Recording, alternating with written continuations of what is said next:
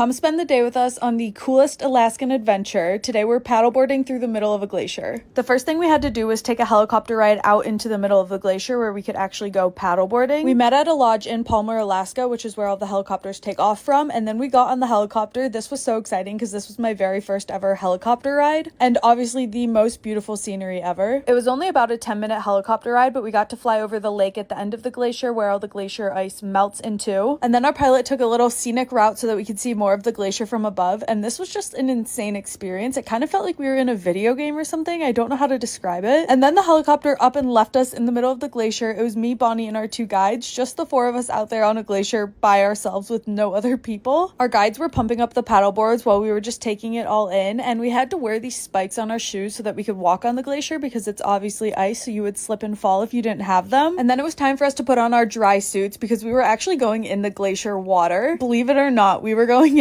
And this was overall just a humbling experience. We looked like Michelin men. We had so many layers on to keep us warm, and we were trying to put these things on. It was a sight to see. The dry suits are obviously to keep us dry so that we're not freezing to death in the water because that water is so dang cold, but we were ready to jump in. Jumping in this pool in the middle of a glacier was such a surreal feeling. The water was so cold, but we had life jackets on and our dry suits, so we were just floating around like little sea otters. You can definitely still feel the coldness of the water on your fingers and on your head because they're obviously not covered by the dry suit, but once you get in the water and feel it for yourself, it actually makes you not scared to fall while you're paddleboarding, so it makes it so much more fun. I even dove in at one point. That gave me a brain freeze, let me tell you. A fun fact that we learned is that the pools change every single day because the glacier is constantly melting, so when you come back tomorrow, this entire pool could just be completely drained. And since it's constantly changing, the guides don't really know what they're getting themselves into every single day or what it looks like, so they like to go explore. So that's what we did next. Bonnie did a silt facial with the glacial silt. We put our spikes back on our shoes and we were off on a little adventure through the glacier. We were going to see what it looked like today. You can see the water carving paths through the glacier, and they actually used to be able to paddleboard through those paths a couple weeks ago, but now the water's too low in there. Overall, this was the best experience I have ever done in my entire life. It was 100 out of 10 worth it. We even got fresh glacier water from a glacier waterfall. Like, what else can you ask for? Eventually, it was sadly time for us to go back to real life off of the glacier, so we had to wait for our helicopter to come pick us and all of our stuff up. The first helicopter was for one of our guides to put all of our stuff in the helicopter and take him back, and then while he was loading that up, a second helicopter came in right after for us. We said goodbye to the glacier and had an amazing helicopter ride back. If you are in Alaska, you have to check out Alaska Sundog and do this incredible paddleboarding tour with them.